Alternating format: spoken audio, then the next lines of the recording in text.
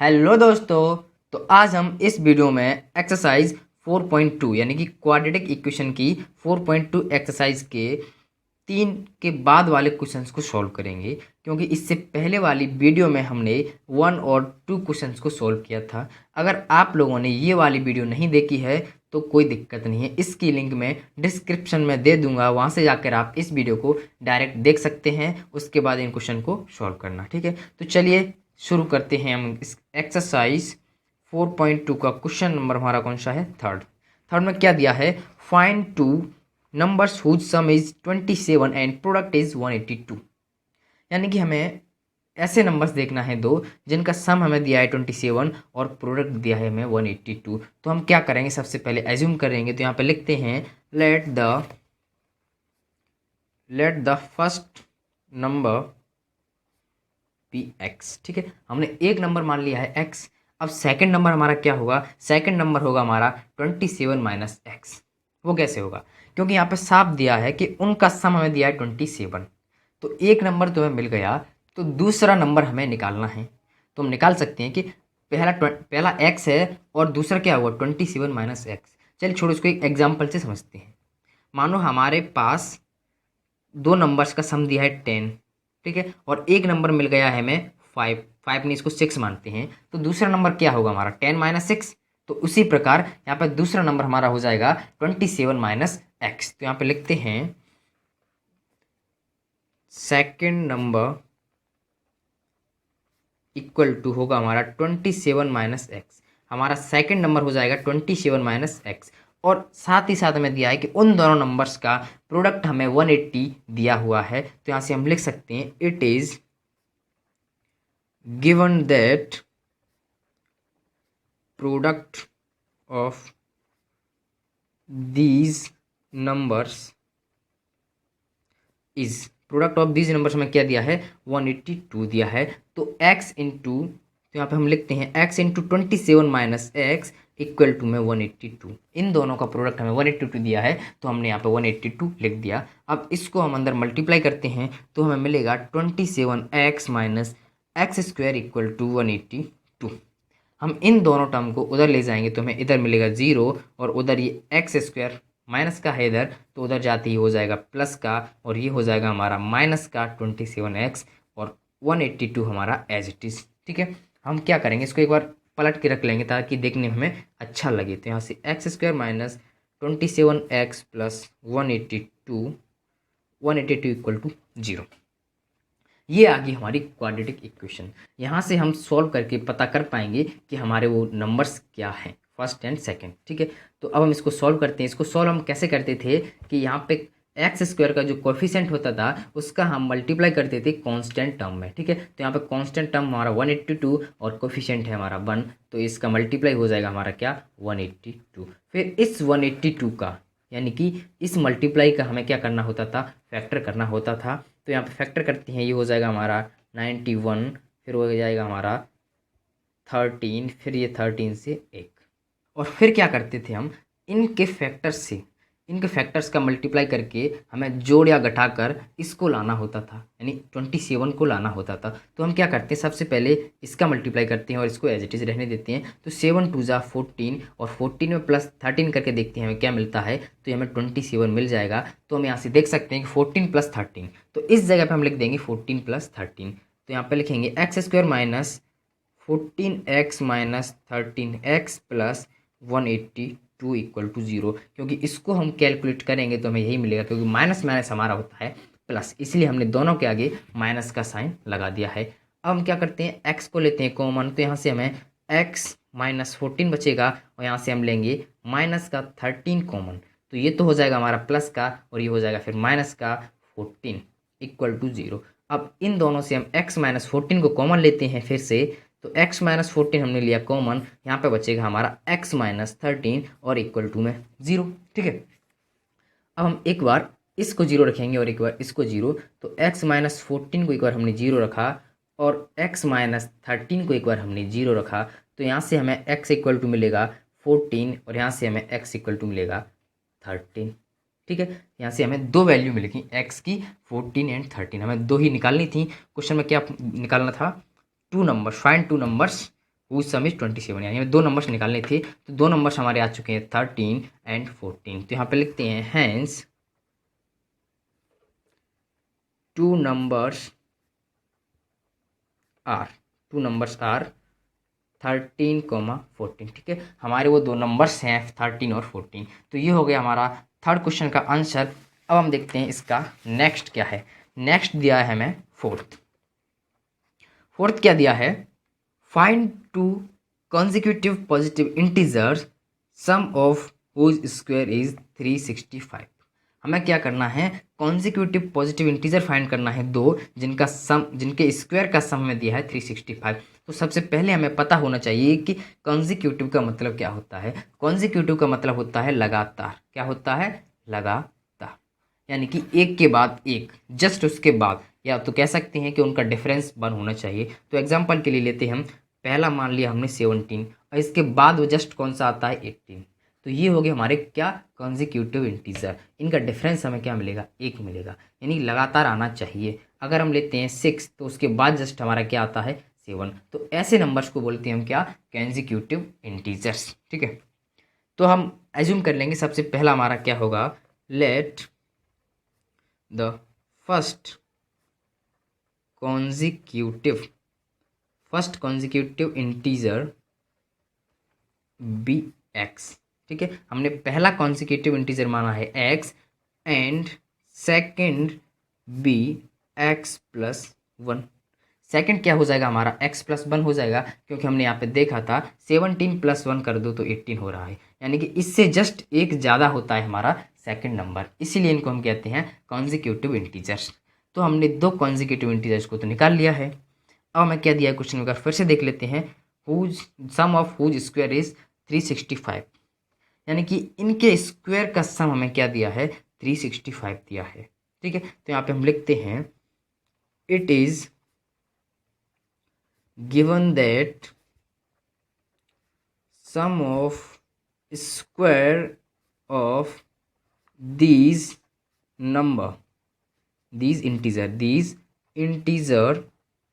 Is 365, यानी कि इनके स्क्वायर का सम हमें दिया है 365। ठीक है, ये हमें दिया है।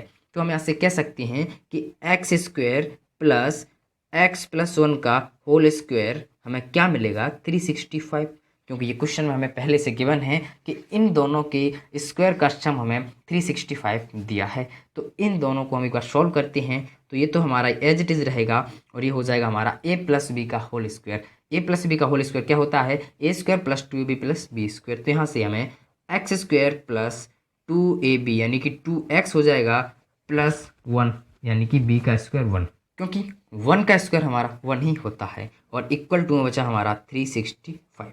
तो एक बार हम क्या करते हैं, इनको ऐड कर लेते हैं। तो एक्स स्क्वायर हमारा 2x स्क्वायर हो जाएगा, प्लस बचा हमारा 2x और प्लस 1, इसको हम इधर लेके आएंगे तो माइनस 365 हो रहा है, और इक्वल टू में हमारा इधर 0 बच जाएगा। फिर हम क्या करेंगे, इस 2x स्क्वायर को एज इट इज़ और इस 2x को भी एज इट इज़। अब यहाँ से हमें माइनस का मिलेगा, ये क्या, 364 इक्वल टू 0। ठीक है, क्योंकि 365 माइनस हमने 1 कर दिया तो हमें 364 मिल गया। तो हम देख सकते हैं कि इसमें 2 है और इसमें 2 है, और इसमें भी कहीं ना कहीं 2 का मल्टीप्लाई है। तो हम क्या करेंगे, इन तीनों टर्म से 2 को कॉमन लेकर इधर पहुंचा देंगे डिवाइड में, तो ये हमारा 0 हो जाएगा। या हम ऐसा कह सकते हैं, इधर हम 2 का डिवाइड दे दें और इधर भी 2 का डिवाइड दे दें दोनों साइड। तो हमें यहाँ पे क्या मिल जाएगा, हम यहाँ से कॉमन लेंगे 2, तो हमें मिलेगा यहाँ पे एक्स स्क्वायर, और यहाँ पर बचा हमारा x, और यहाँ पे बचेगा हमारा क्या, 182। ठीक है, 182 यहाँ पे बच जाएगा, और इक्वल टू में हमने 0 रखा। फिर इस 2 को हम इधर डिवाइड में पहुँचा देंगे तो हमारा क्या हो जाएगा, 0, और यहाँ से लिख देंगे हम x square plus x minus 182 equal to 0। ठीक है, अब हम क्या करेंगे, इसको सॉल्व करेंगे। तो इधर 1 है इसका कोएफिशिएंट, तो इधर मल्टीप्लाई करेंगे तो 182 ही रहने वाला है, और 182 का हम क्या करते हैं, फैक्टर करते हैं। तो देखते हैं हमें क्या मिलेगा, ये मिलेगा हमें 91, और 7 से 13, और फिर यहाँ से 13 से 1। ठीक है, तो अब हम क्या करते हैं, यहाँ पे इसका x का कोएफिशिएंट हमें 1 है, और इन दोनों को हमें यानी इनका मल्टीप्लाई करके फिर इनको जोड़ या घटा के हमें इसको क्या लाना है, 1 लाना है। तो हम डायरेक्टली कुछ नहीं करेंगे, 7 × 2, हमें क्या मिल रहा है 14 और ये 13, 14 माइनस 13 हमारा क्या होता है 1 होता है। तो इस 1 की जगह पे हम 14 माइनस 13 को रख देंगे। तो यहाँ पर लिखते हैं x square plus 14x minus 13x minus 182 equal to 0।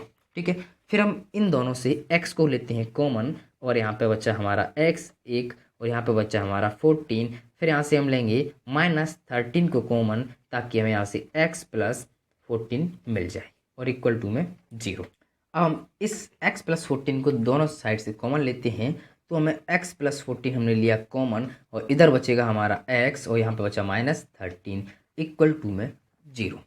ठीक है, तो अगर हम इसको एक बार इसको 0 रखें और एक बार इसको 0 रखें तो हमें देखते हैं क्या क्या मिलेगा। x प्लस 14 को हमने एक बार 0 रखा और इधर x माइनस 13 को हमने एक बार 0 रखा। तो यहाँ से देख सकते हैं कि x इक्वल टू 1 तो मिल रहा है हमें यहाँ से -14 और यहाँ से x इक्वल टू 1 मिल रहा है हमें 13।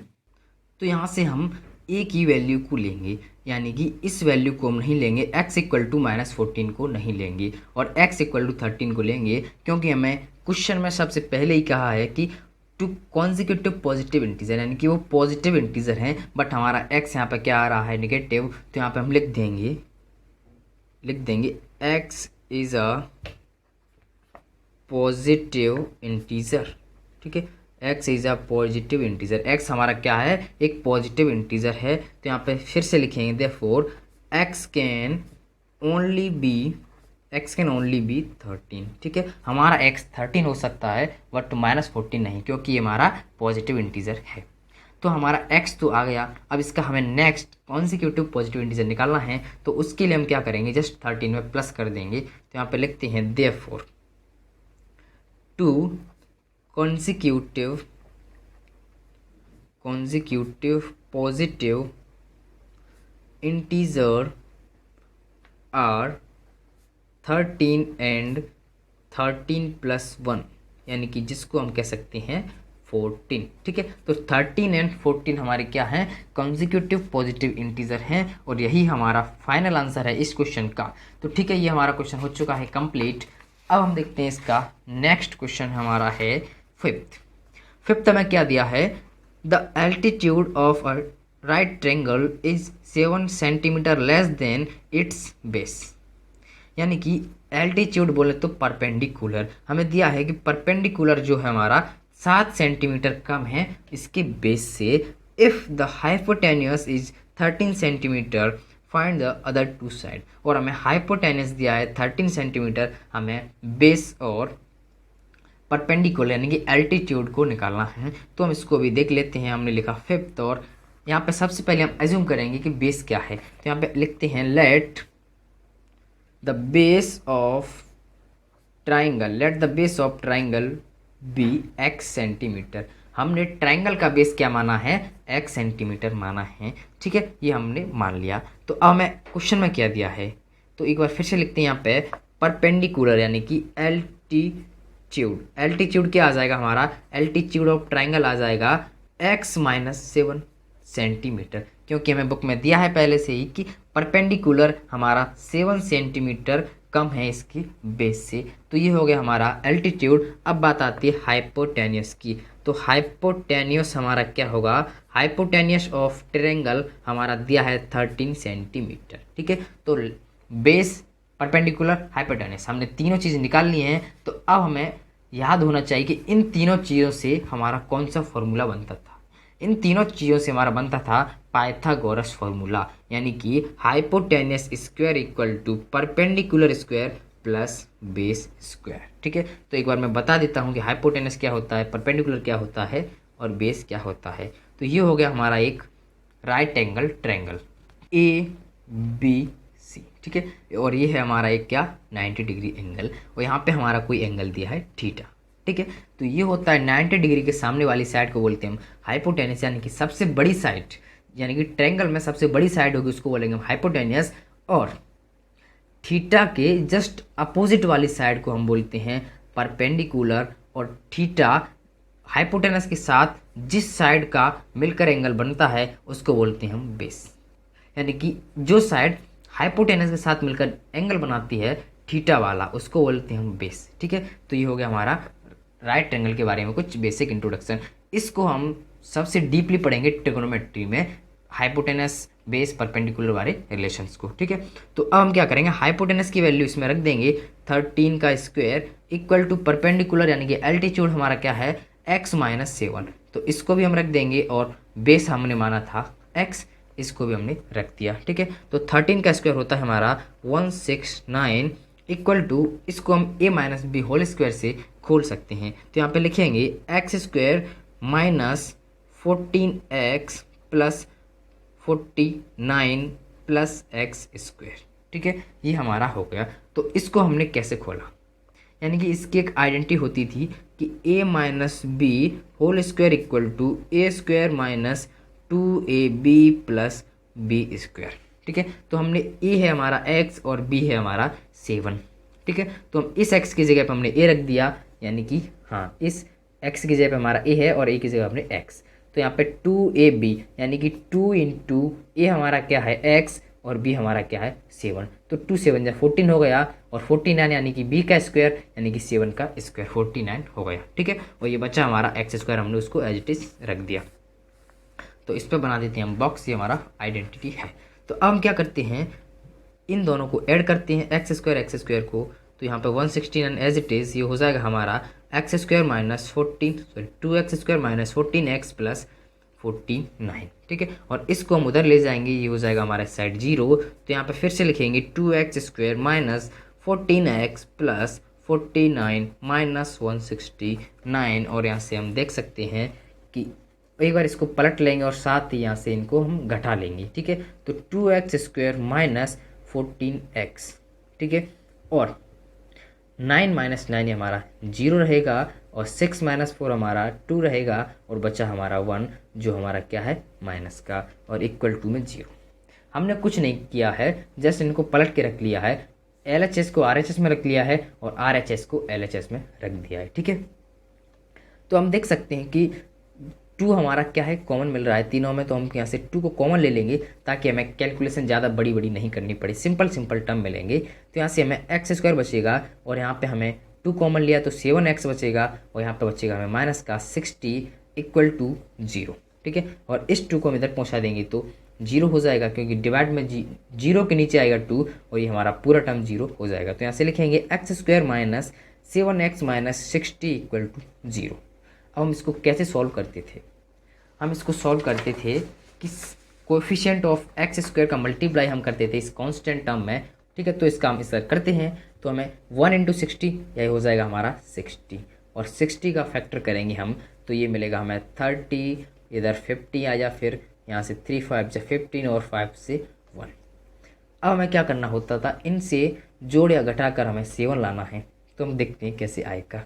देखिए, अगर हम इन तीनों का मल्टीप्लाई कर दें तो हमें क्या मिल रहा है, 2 2 जा 4 और 4 3 जा 12, और बच्चा हमारा 5, और 12 माइनस 5 हमारा क्या होता है 7 होता है। तो इस 7 की जगह पर हम 12 माइनस 5 लिख सकते हैं, तो यहाँ पे लिख देते हैं x square minus 12x plus 5x minus 60 equal to 0। हम फिर से एक बार इसको क्रॉस चेक करेंगे कि माइनस 12x और प्लस 5x हमें माइनस 7x मिल रहा है, हाँ सही है। तो अब हम क्या करते हैं, x को लेते हैं कॉमन, तो यहाँ से हमने x कॉमन लिया तो एक x यहाँ पे बच जाएगा, और यहाँ पे हमारा माइनस का 12 बचेगा, फिर प्लस से यहाँ पे हमने 5 कॉमन लिया तो यहाँ पे हमारा x बचेगा, और यहाँ पे हमारा माइनस के 12 बचेगा, और इक्वल टू में 0। फिर x माइनस 12 को हमने कॉमन लिया, तो यहाँ से x माइनस 12 को हमने कॉमन ले लिया, तो यहाँ पर बच जाएगा हमारा x, और यहाँ पर बचेगा प्लस का 5।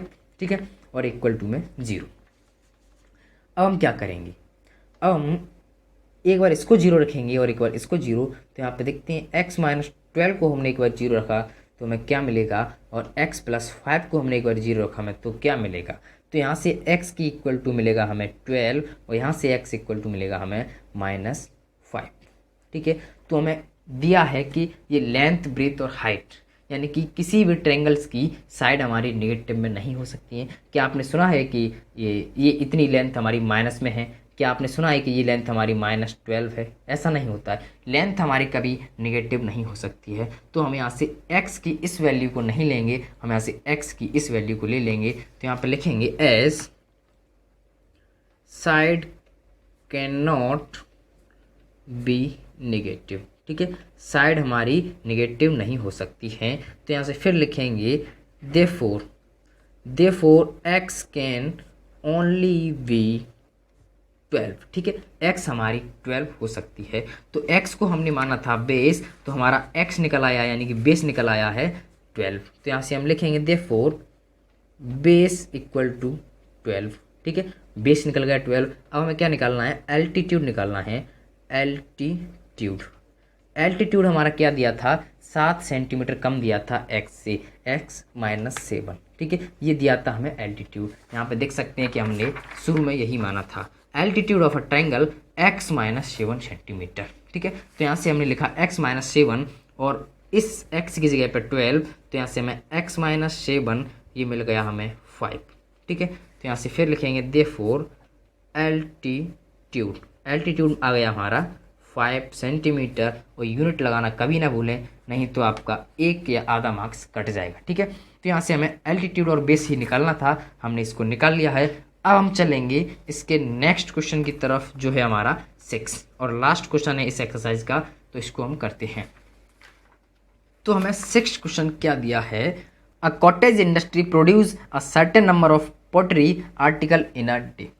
यानी कि कोई मिट्टी के बर्तन बनाने वाली फैक्ट्री है, वो एक दिन में कुछ मिट्टी के बर्तन बनाती है। पोट्री आर्टिकल का मतलब होता है मिट्टी के बर्तन। ठीक है, मिट्टी के कुछ खिलौने वगैरह हो गए। ठीक है, it was observe on particular day that the cost of production of each article in rupees was 3 more than the twice the number of article produced on that day. यानी कि इनका कहने का मतलब ये है कि उस एक आर्टिकल की कॉस्ट क्या है?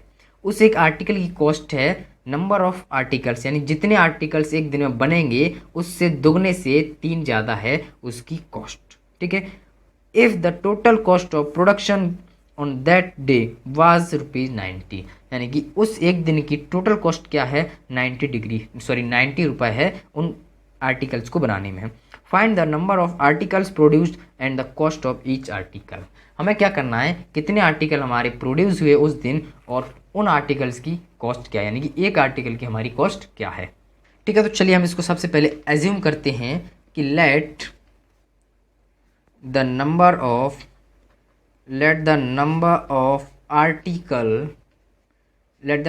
Article produced be x. हमने माना है कि x आर्टिकल प्रोड्यूस्ड होते हैं उस एक दिन में। ठीक है, तो अब इनकी कॉस्ट क्या होगी, यानी एक आर्टिकल की कॉस्ट क्या होगी? तो यहाँ पे लिखते हैं cost of production of each article. एक आर्टिकल की कॉस्ट क्या हो जाएगी? वो होगी ₹2x+3, क्योंकि मैं क्वेश्चन में साफ कहा था कि जितने आर्टिकल बनेंगे उसका दुगना कर दो और उसमें 3 ऐड कर दो, ये होगी हमारी क्या? कॉस्ट ऑफ ईच आर्टिकल, यानी एक आर्टिकल की कॉस्ट। ठीक है, और हमें क्वेश्चन में क्या दिया था कि टोटल प्रोडक्शन क्या होगा? 90 रुपीज़ है। टोटल प्रोडक्शन क्या है हमारा? 90 रुपीज़ है। तो यहाँ पे लिख लेंगे it is given that the total production is ₹90। ठीक है, हमें दिया है कि 90 रुपये हमारा टोटल प्रोडक्शन हो रहा है उस दिन का। ठीक है, तो हमारा खिलौने कितने बन रहे हैं, यानी कि आर्टिकल बन रहे हैं x और उनकी प्राइस क्या है? 2x+3। तो हम यहाँ से कह सकते हैं कि number of articles into cost of each article, तो क्या हो जाएगा हमारा टोटल? 90। तो यहाँ पे हम लिखते हैं x इंटू 2x+3 = 90। आप एक एग्जाम्पल की तरफ समझते हैं। मानो कि हमारे पास 10 आर्टिकल हैं कोई। ठीक है, मान लिया कि हमारे 10 आर्टिकल बन रहे हैं और एक आर्टिकल कितने का है हमारा? 4 रुपये का है। तो 4 × 10 कितने होगा हमारे? 40। तो टोटल प्रोडक्शन कितनी होगी हमारी? 40 होगी। उसी प्रकार हमने माना कि हमारे x आर्टिकल बन रहे हैं और एक आर्टिकल की कॉस्ट है हमारी इतनी, तो हमने x × 2x+3 किया और हमारी टोटल प्रोडक्शन निकल के आ गई। ठीक है, तो अब हम क्या करेंगे? इसका अंदर मल्टीप्लाई करेंगे तो हो जाएगा ये 2x² + 3x इक्वल टू 90, और इस 90 को इधर लेके आएंगे तो मिलेगा हमें 2x² plus 3x minus 90 equal to 0। ठीक है, तो अब हम क्या करेंगे, यहाँ से इस 2 का इधर मल्टीप्लाई करेंगे और फिर इसको सॉल्व करेंगे। हम जानते हैं कि क्वाड्रेटिक इक्वेशन को कैसे सॉल्व करते हैं, तो हमने इस 2 का इधर मल्टीप्लाई किया तो हो जाएगा हमारा ये 180, और 180 के हम करते हैं फैक्टर। 180 के फैक्टर हो जाएंगे हमारे ये 45 हो जाएगा, फिर यहाँ से 15 हो जाएगा, फिर यहाँ से 5 हो जाएगा, और फिर यहाँ से 1। तो अब हमें क्या करना है, इनका मल्टीप्लाई करके कुछ 2 ऐसे नंबर बनाने हैं जिनको जोड़ने या घटाने पर हमें 3 मिल जाए। तो हम चलिए बनाते हैं। तो हम क्या करते हैं, इन तीनों का सबसे पहले मल्टीप्लाई करके चेक करते हैं। तो हमने इनका मल्टीप्लाई किया तो 2 2 4 और 4 3 12, ये आ गया हमारा 12। और इन बचे हुए का मल्टीप्लाई करते हैं 3 5 15। अब इनसे देखते हैं कि जोड़ या घटा के हमें ये मिल रहा है तो ठीक है, नहीं फिर कुछ और ट्राई करेंगे। ठीक है, तो हम देख सकते हैं यहाँ से 15 माइनस 12 हमारा 3 हो रहा है। तो यहाँ पे हम लिख देंगे 2x² plus 15x minus 12x minus 90 equal to 0।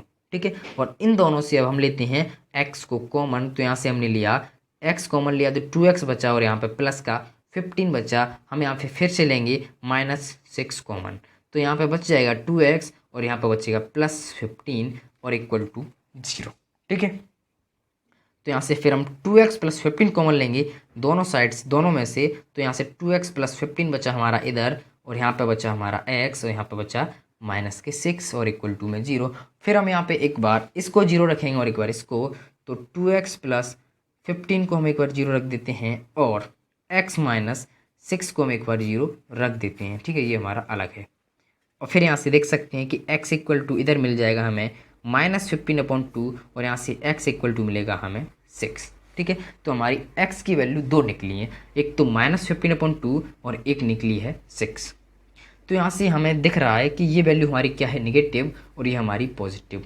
तो एक बार क्वेश्चन की तरफ चलते हैं। हमने क्या एज्यूम किया था, number of article produced by x. क्या आपने ऐसा सुना है कि कुछ नेगेटिव में प्रोड्यूस होता है? नहीं। तो हम किसी चीज़ को काउंट करते हैं तो हमेशा पॉजिटिव में काउंट करते हैं। तो यहाँ से हम कह देंगे कि x इक्वल टू -15/2 हमारा नहीं हो सकता है, हमारा होगा ओनली x इक्वल टू 16। तो यहाँ पे लिखेंगे as x is a number of article. ठीक है, x हमारा क्या है, नंबर ऑफ आर्टिकल है। So it can not be negative. ये हमारा क्या नहीं होगा, ये हमारा नेगेटिव नहीं हो सकता है। फिर से यहाँ पे लिखेंगे therefore x can only be 6। ठीक है, x हमारा 6 हो सकता है, -15/2 नहीं। ठीक है, तो यहाँ से हमें x की वैल्यू मिल गई 6। तो अब हम यहाँ से नंबर ऑफ आर्टिकल्स और प्रोडक्शन ऑफ कॉस्ट यानी कॉस्ट ऑफ प्रोडक्शन निकाल सकते हैं। तो हमने यहाँ पे सबसे पहले क्या माना था, नंबर ऑफ आर्टिकल्स माने थे हमने x, तो हमारी x की वैल्यू निकली है 6। तो यहाँ पे लिखेंगे हैंस नंबर